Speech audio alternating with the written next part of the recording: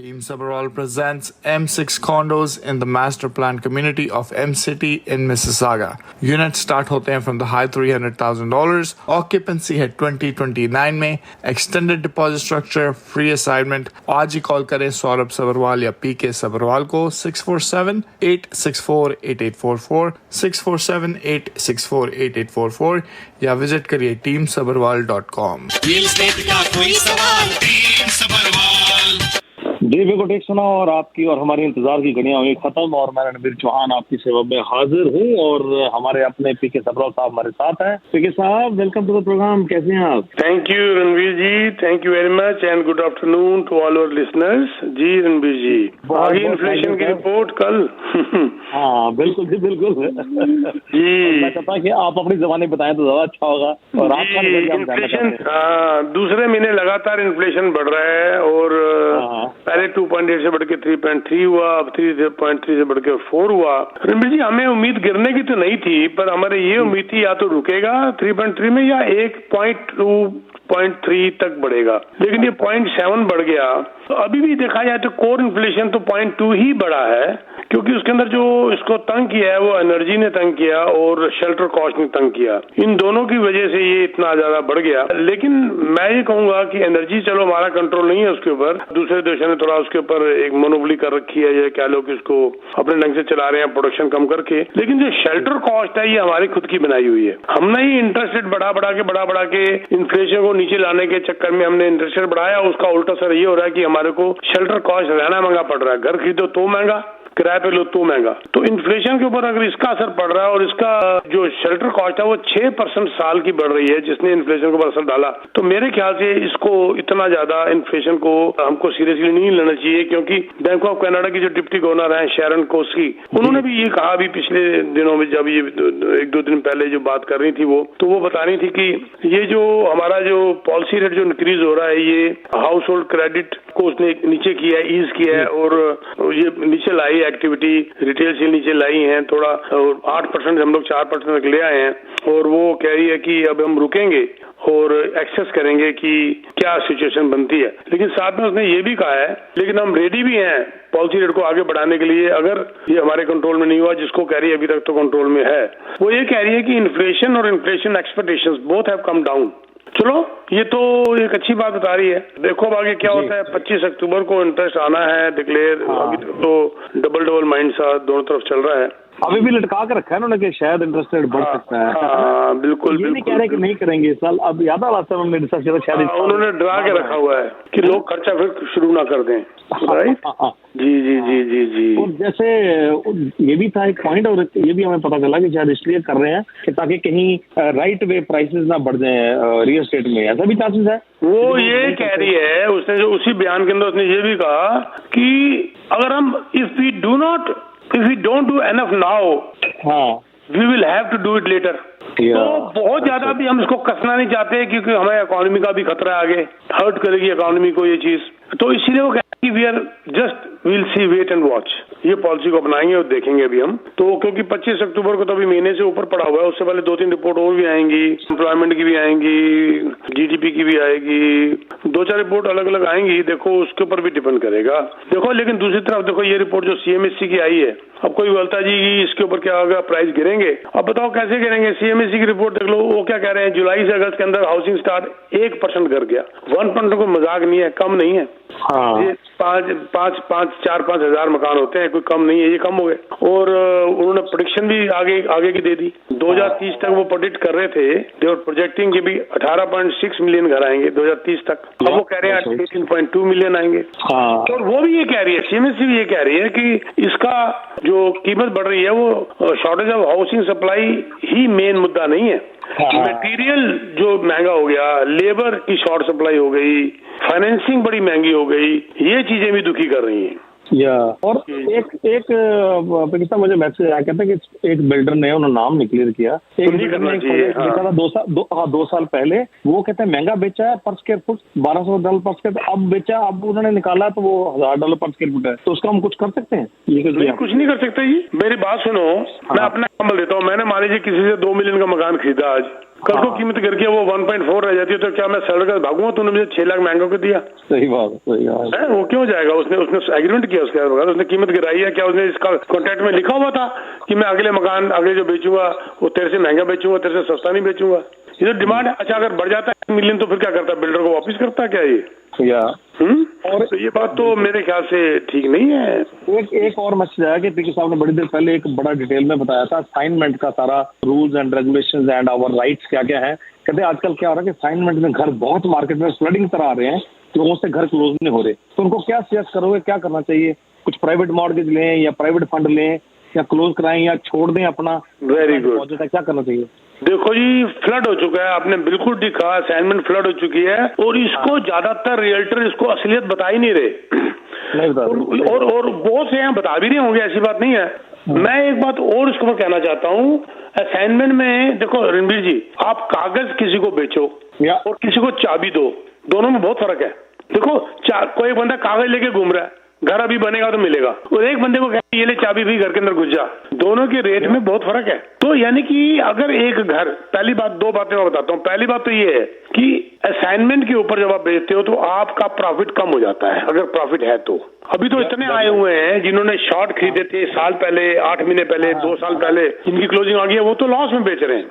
उनको ये सलाह है अगर तो लॉस में बेचेंगे तो उनको टैक्सेशन की प्रॉब्लम ही नहीं, उनको टैक्स उनको ऊपर पड़ेगा ही नहीं, क्योंकि प्रॉफिट ही नहीं हो तो टैक्स कहां से देंगे। लेकिन अगर मान लीजिए उनको प्रॉफिट हो रहा है तो उनको एक और बहुत बड़ी नुकसान है, असाइनमेंट के ऊपर कैपिटल गेन नहीं लगता प्रॉफिट के ऊपर आजकल। सीआरए का सीधा लेटर आ जाता है, असाइनमेंट के ऊपर जो प्रॉफिट हुआ उसके ऊपर आपको बिजनेस टैक्स लग जाता है अप टू 47% प्लस 13% HST। तो भाई साहब अगर आपने 1 लाख कमाया, 60,000 आपने सीआरए को दे दिया।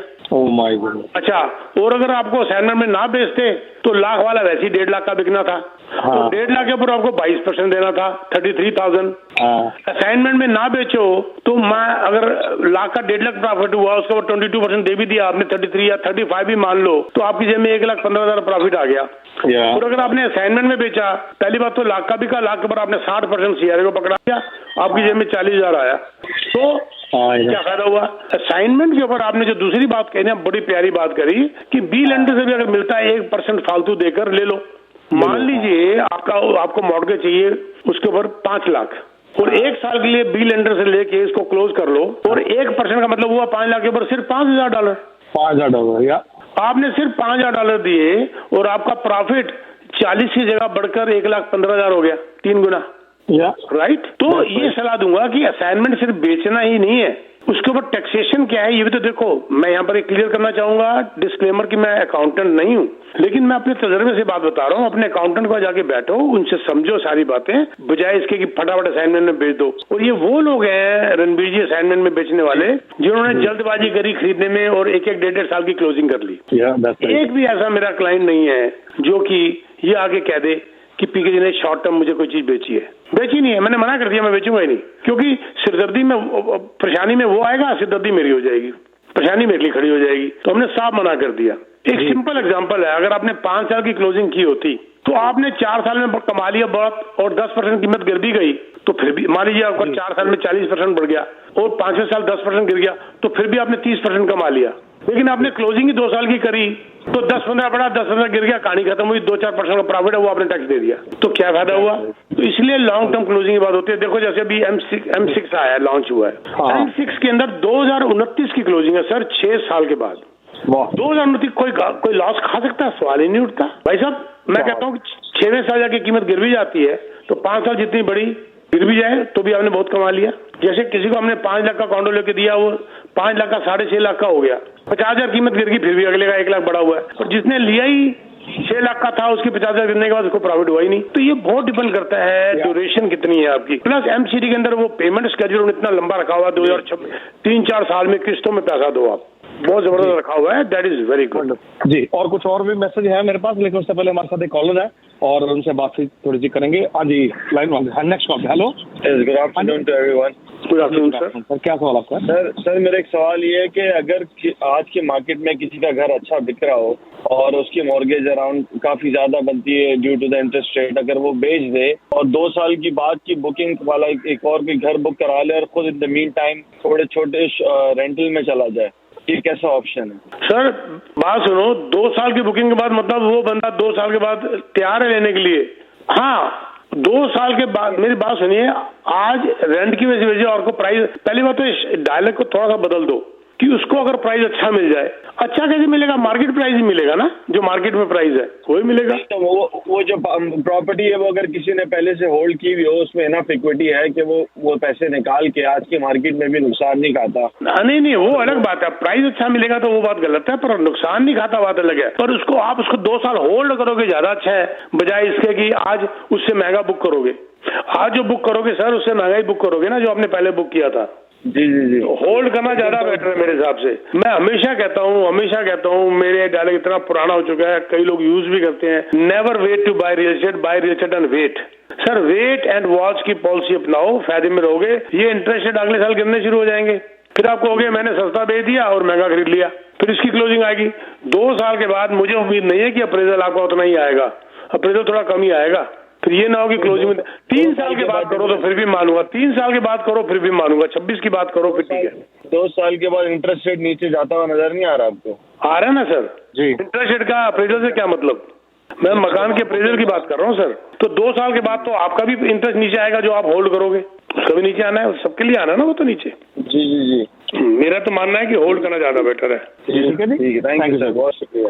थैंक यू जी। अच्छा एक मैसेज आया है इंटरेस्टिंग, थोड़ा डिफरेंट है। कह रहे हैं कि इतना टैक्स पड़ जाएगा यदि हम असाइनमेंट पे कैश ले ले तो। इस कंट्री में कैश हो सकता है? मैं वही कह रहा था, हमारे हिंदुस्तान पाकिस्तान की आदत पड़ी है लगता है। आई नो लगता है। इस कंट्री में कैश कैसे ले लोगे सर? लेने वाला भी मरेगा, देने वाला भी मरेगा, जो बीच में एजेंट बैठा है वो उसका लाइसेंस जैसे ही टर्मिनेट होगा, और मॉर्गेज एजेंट अगर बीच में थोड़ा बहुत मॉर्गेज के लिए बैठा हुआ है तो वो भी फंसेगा। और दूसरी बात ये है कि लॉयर आपको करने ही नहीं देगा। हाँ, तो दूसरा उन्होंने पार्ट ये लिखा कि यदि हम कैश करें तो इज देयर एनी लिमिट के 5,000, 10,000, 20,000 कितना ले सकते? कैश का तो हो ही नहीं सकता सर। इस कंट्री में कैश की ट्रांजेक्शन अलाउड ही नहीं है। फिनट्रैक आपने देखा ही है रणबीर जी, फिनट्रैक पूरे आपको प्रूफ देने करते हैं, आपका बैंक कौन सा है, अकाउंट नंबर क्या है, उस अकाउंट से कितने पैसे गए हैं, कब गए हैं, कैसे गए हैं, ये फिनट्रैक की रिपोर्ट डालनी पड़ती है आपको। कैश की ट्रांजेक्शन है ही नहीं यहाँ पर। बिल्कुल। और उसके बाद कुछ साथ साथ में कुछ प्रोजेक्ट्स भी वो कह रहे थे कि कौन सा प्रोजेक्ट है। अच्छा हाँ, वो एक मेरा मैसेज पहले वो आया, वो मैं क्लियर कर दूं क्योंकि असाइनमेंट की बात चल रही है। तो वो कह रहे थे कि इन्वेस्टर्स को क्या आप सजेस्ट करोगे कि असाइनमेंट वाले हमें उठाने चाहिए? Is it a good idea और नॉट? हाँ रुकिए, ये खरीदने वाले के लिए बड़ी अच्छी बात है ये। हाँ, इन्वेस्टर असाइनमेंट में जो दे रहा है मैंने बता दिया उसके लिए ठीक नहीं है। नेचुरली जो दे रहा है उसके लिए ठीक नहीं है, तो लेने वाले के लिए ठीक है। लेकिन जल्दबाजी मत करिए सर। ऐसी असाइनमेंट भी मार्केट के अंदर हैं जो कॉस्ट प्राइस में दे रहे हैं, और जिन्होंने 2 साल 2.5 साल पहले बुक किया था और वो आज रीसेल से बेटर है। और कई ऐसी भी हैं जो कॉस्ट प्राइस में दे रहे हैं पर अभी भी रीसेल से महंगे हैं, तो वो नहीं लेने हमने कॉस्ट प्राइस वाले। उसके लिए आप एक सियाने रियल्टर के साथ बैठो, उसके बाद कंपैरिजन लो, तब जाके असाइनमेंट में खरीदो। नहीं तो कॉस्ट प्राइस में लेने के बावजूद भी कई बार आपको मार्केट में उससे सस्ता मिल जाएगा, और कॉस्ट प्राइस में लेने के बाद कई बार आपको मार्केट से अच्छा मिल जाएगा। पर डिपेंड करता है क्या चीज कॉस्ट प्राइस में ले रहे हो आप। ठीक है, मेरे पास अभी एक ऐसा डील आई थी। हेलो, हाँ, और हाँ जी तो उनका पर्पस ये था कि जैसे 2 साल वाले जिन्होंने लिया ही बड़ा कॉस्टली है, तो उसको कॉस्ट प्राइस में लेना भी तो हमारे लिए नुकसान रहेगा ना इसमें। हाँ, थैंक यू सर, यही मैं कह रहा था ना, कई बार कॉस्ट प्राइस दे के भी महंगा पड़ रहा है। हाँ, तो ये आपने देखना है ना कि वो कॉस्ट प्राइस में बेटर डील है कि गलत डील है। प्रोजेक्ट एक नहीं है ना, कि प्रोजेक्ट तो सैकड़ों है, तो कोई प्रोजेक्ट कॉस्ट प्राइस वाला आपको अच्छा पड़ रहा है, कोई प्रोजेक्ट आपको कॉस्ट प्राइस वाला महंगा पड़ रहा है। तो ये प्रोजेक्ट पे डिपेंड करेगा क्या लिया था, क्या बेच रहा है वो। ओके जी। अच्छा एक मैसेज आया कि sir what about pre construction projects with rental guarantees and what are its implications? Okay, rental guarantee वाले जो प्री कंस्ट्रक्शन प्रोजेक्ट हैं, ये हमेशा रेंटल गारंटी थर्ड पार्टी होनी चाहिए। पहली बात मैं बड़ी क्लियर बता दूं, ये रूलिंग आ चुकी है सीआरए की, बड़ी इंपॉर्टेंट। ये सीआरए की रूलिंग से पहले मैं फिर एक डिस्क्लेमर देना चाहता हूं कि मैं अकाउंटेंट नहीं हूं, ना ही मैं लॉयर हूं, लेकिन जो हमने देखा, जो हम डे टू डे जो हम डीलिंग्स करते हैं उसमें देखा, सीआरए की रूलिंग आ चुकी है। बिल्डर खुद प्रॉपर्टी बेच के खुद अपनी रेंटल गारंटीज आपसे नहीं ले सकता। आपको उसके ऊपर एचएसटी का बेनिफिट, रिबेट का बेनिफिट नहीं होगा, आपको एचएसटी रिबेट वापस नहीं मिलेगी। ये रूलिंग आ चुकी है। रेंटल गारंटी थर्ड पार्टी हो सकती है, मतलब बिल्डर ने आपको बेचा, मान लो कोई बिल्डर है ए, उसने आपको बिल्डिंग बेची, पर वो रेंटल गारंटी किसी थर्ड पार्टी से करवा रहा है, देन इट इज फाइन, क्योंकि थर्ड पार्टी हो गई। लेकिन बिल्डर खुद अगर कर रहा है रेंटल गारंटी में, तो that goes against the buyer. ये रूलिंग आ चुकी है, या अभी की नहीं आई हुई, या अभी कम से कम 4-5 साल पहले की आ चुकी है। Very nice. और साथ साथ में नंबर दे दो पीके साहब का 6472994757 2994757। और पीके साहब any project you want to announce for anything? बिल्कुल जी, बड़े जबरदस्त इस वक्त मैं तो कहता हूँ इसको जो एमसीटी आया हुआ है, ये एमसीटी जो है, इसके लिए मुझे कांटेक्ट कर लो। बहुत जबरदस्त प्रोजेक्ट है, बहुत एग्रेसिव राजस्थान अर्बन कैपिटल जो ये पूरा एक नेबरहुड लेकर आए हैं आपका स्क्वायर के पास, जो बनम थॉप और कन्फेडरेशन के इंटरसेक्शन, जो पहले यहाँ पर M1, M2, M3, M4, M5 आया, M6 सबसे बड़ी खूबी क्या है, प्राइस बड़े कम्पेटिटिव लेके आए हैं। 1200 और 1250 के बीच में इनका एवरेज प्राइस है। 2029 की क्लोजिंग है। देखिए यही मैं बात थोड़ी देर पहले बता रहा था आपको कि ड्यूरेशन कितनी लंबी होगी, 6 साल, कोई मजाक नहीं है। पेमेंट भी इतनी आसान किस्तों में है, 3-4 साल में देनी है आपने, इजी पेमेंट। तो ये बहुत जबरदस्त प्रोजेक्ट है। इसके लिए मेरे से बात करो, यूनिट्स हमारे हाथ में होंगी, जो बोलोगे वो देंगे। हमारे पास एलोकेशंस होंगी, यूनिट्स होंगी। ये नहीं है कि वर्कशीट भरी जी फिर आपको देखेंगे जी मिलेगा तो देंगे जी, ना। ऑफिस में आ जाओ, मीटिंग करो, यूनिट पे हाथ रखो, वो यूनिट आपका है। इस तरीके से हमारा काम होता है। ये एमसीटी M6 इस वक्त बड़ा जबरदस्त चल रहा है। और इसके अलावा टाउन होम्स वगैरह भी हैं। एक हमारे दोस्त हैं बड़े अच्छे, उनका भी वो बिल्डर हैं, डेवलपर है, उनका भी एक बीवरटन टाउन होम्स वगैरह आ रहे हैं, बिल्कुल कल लॉन्च हुए हैं। उसके लिए भी आपको बेस्ट से बेस्ट डील लेके देंगे।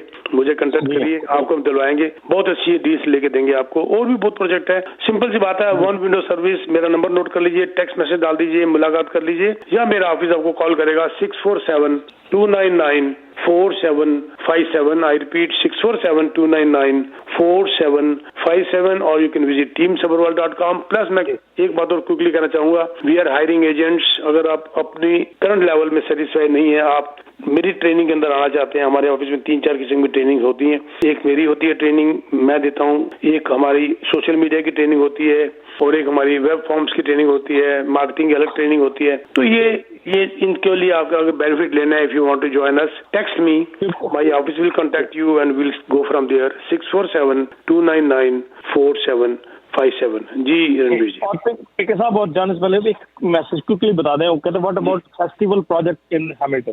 Which project? Festival project in Hamilton. Festival तो रिचमंड हिल में है ना। अच्छा, उन्होंने हैमिल्टन लिखा है, एनीवे रिचमंड हिल होगा जी। फेस्टिवल कौन हो, रिचमंड हिल है शायद उनका क्वेश्चन। वो जो रिचमंड हिल में है, बहुत जबरदस्त है, बहुत अच्छा है। तो लोगों ने पैसे कमाए हैं, और वो टाइम से आ रहा है। मैंकीज बिल्डर उसका बहुत स्ट्रॉन्ग बिल्डर है, वेरी सॉलिड बिल्डर, बड़ी अच्छी रेपुटेशन है। और वो प्रोजेक्ट जो है, जिन्होंने भी इन्वेस्ट किया हुआ है, वो सब कमाएंगे वहाँ पर।